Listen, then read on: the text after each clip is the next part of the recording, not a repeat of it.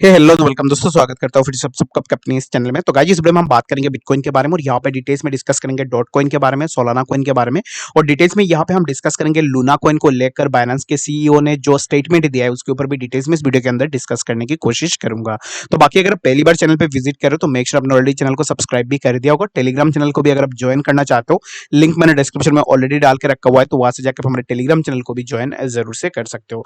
तो यहाँ पर अभी इस टाइम पे इस न्यूज को देखोगे तो Warren Buffett backed digital bank, तो वारेन बाफेट एक डिजिटल बैंक को रन कर रहे हैं, उसका नाम है नू बैंक। ठीक है, तो उस बैंक ने अभी इस टाइम पे बिटकॉइन को परचेज किया है। तो वारेन बाफेट के नाम सुनते ही आपको पता होगा कि कुछ दिन पहले उन्होंने एक ऐसा स्टेटमेंट दिया था जहां पे उनका यही कहना था कि अगर उनको सभी बिटकॉइन दे दिया जाए तब भी जाके वो बिटकॉइन को परचेज नहीं करेंगे। तो अभी इस टाइम पे उनका जो बैक्ड डिजिटल बैंक है वो अभी इस टाइम पे बिटकॉइन को बाई कर रहा है। तो ऐसे होता क्या है कि जितने भी वेल्दी पर्सन होते हैं, जितने भी यहाँ पे जो है पैसे वाले लोग होते हैं, वो क्या करते हैं कि मार्केट को मैनिपुलेट करने के लिए स्टेटमेंट्स देते हैं, उसके बाद मार्केट नीचे जाती है और उसके बाद वो अपने फायदे के लिए जो है डिप में बाई करते हैं। ठीक है, तो चलिए यहाँ पे हम सबसे पहले बात कर लेते हैं डॉट कॉइन के बारे में। तो उससे पहले मैं आपको एक चीज बोलना चाहूंगा। मैं आज अपना यूट्यूब का स्टेट्स देख रहा था और वहां पे मैंने देखा है कि आप में से 80% लोग वीडियोस देखते हो लेकिन चैनल को सब्सक्राइब नहीं करते हो। ठीक है, तो अगर आप पहली बार चैनल पे वीडियोस देख रहे हो तो सब्सक्राइब आप जरूर से कर लेना, बिल्कुल फ्री है, कोई भी पैसे नहीं लगते। अगर आपके मन हो तो फिर आप जरूर से सब्सक्राइब कर लेना और वीडियो को लाइक आप जरूर से कर देना। तो यहाँ पे सबसे पहले अगर आप डॉट कॉइन के प्राइस को देखोगे तो डॉट के प्राइस के अंदर हमें एक बाउंस बैक देखने को मिल रहा है।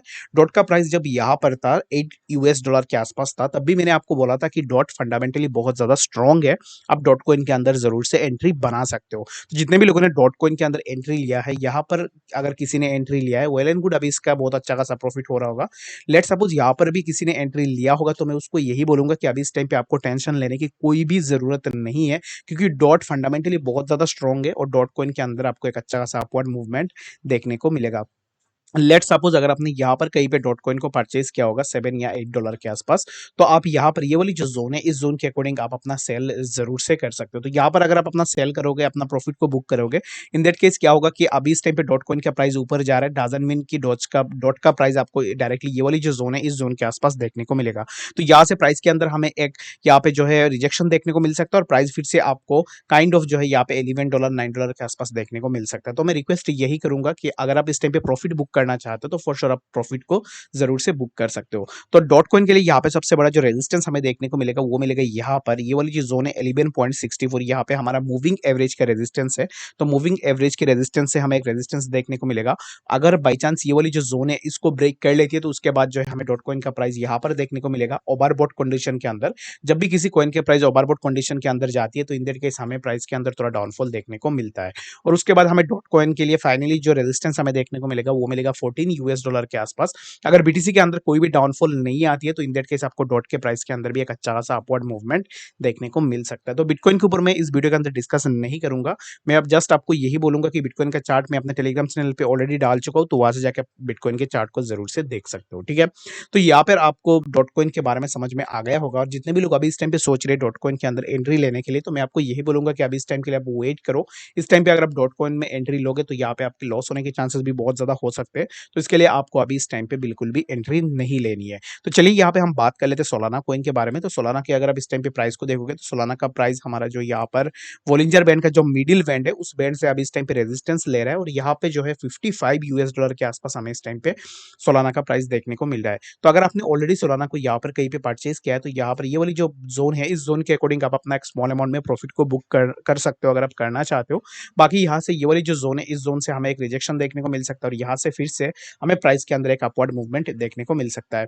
तो अभी इस टाइम पे क्या हो सकता है कि सोलाना कॉइन का प्राइस हमें फिर से $48 के आसपास देखने को मिल सकता है और यहाँ से हमें प्राइस के अंदर एक अच्छा खासा बाउंस बैक देखने को मिल सकता है। अगर सोलाना कॉइन का ये वाली जो जोन है, ये जोन सोलाना कॉइन अगर ब्रेक कर लेती है उसके बाद हमें प्राइस यहाँ पर देखने को मिलेगा $61 के आसपास। तो लेट सपोज अगर आपने यहाँ पर कहीं पे बाई किया या फिर आपने यहाँ पर कहीं पे भी बाई किया होगा तो सोलाना हो या फिर डॉट, दोनों का फंडामेंटल बहुत सही है, आपको आने वाले टाइम में ये दोनों कॉइन से एक अच्छा खासा प्रॉफिट बना के दे सकते हो। तो अगर आप लॉन्ग टर्म के लिए होल्ड कर रहे हो, वेल एंड गुड, आप लॉन्ग टर्म के लिए जरूर से होल्ड करके रख सकते हो। तो आई गेस आपको सोलाना कॉइन के बारे में भी समझ में आ गया होगा। तो यहाँ पर अगर आप सोलाना कॉइन के आरएसआई को देखोगे तो आरएसआई भी काइंड ऑफ हमें जो है यहाँ पे थोड़ा रिटेस्ट होता हुआ दिख सकता है सोलाना के अंदर। तो मैंने आपको जो जोन बताया कि $48 $49 के आसपास जो आपको थोड़ा रिटेस्ट देखने को मिल सकता है, और इसके बाद फाइनली आपको प्राइस ये वाला जो जोन है इस जोन को ब्रेक करने के बाद आपको यहाँ तक प्राइस देखने को इजीली मिल सकता है। तो आई गेस आपको सोलाना कॉइन के बारे में भी समझ में आ गया होगा। तो अभी बात कर लेते हैं यहाँ पे कॉइनबेस को लेकर जो न्यूज निकल के आ रही है। तो आपको पता होगा कुछ दिन पहले ही हमने देखा था कि कॉइनबेस इंडिया में आया था। उसके बाद अभी इस टाइम पे देखोगे तो Coinbase halted India service due to pressure from central bank.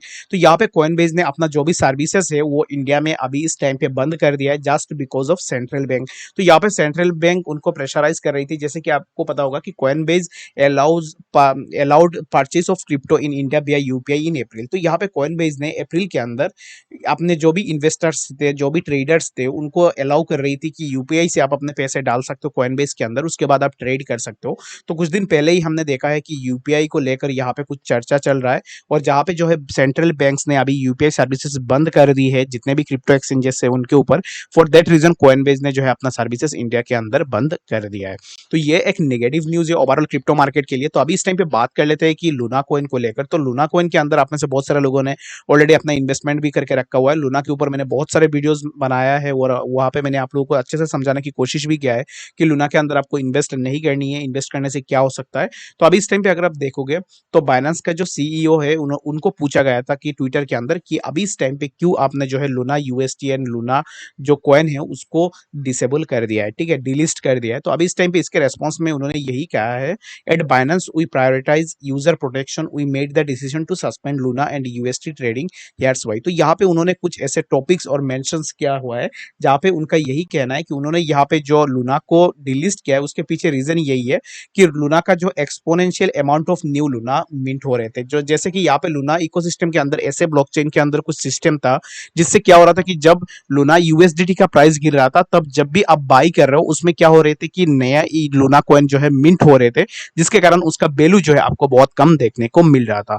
और यहाँ पे उन्होंने जो सेकंड रीजन जो दिया है वो दिया है some of users unaware of the large amount of newly minted Luna. तो यहाँ पे बहुत सारे यूजर्स को ये नहीं पता है कि वो जो अभी इस टाइम पे लूना कॉइन बाई कर रहे हैं उनके बाई करते ही नया कुछ लूना कॉइन जो है मिंट हो रहे। फॉर दैट रीजन उन्होंने सर्विसेज जो है यहाँ पे बंद कर दी है लूना के लिए। उसके बाद उन्होंने जो फोर्थ पॉइंट उन्होंने मेंशन किया है वहां पर उन्होंने बोला है कि Binance always aims to be neutral, helpful and protective of all users and industry peers. तो यहाँ पे ये बात तो सही है कि बाइनेंस हमेशा जो है अपने इन्वेस्टर्स को हेल्प करती है और यहाँ पे इन्होंने जितने भी पॉइंट्स जो है मेंशन किया है ना वो पॉइंट्स सब आपके लिए मेंशन किया गया क्या है, जितने भी ट्रेडर्स है उन ट्रेडर्स के लिए मेंशन किया गया है।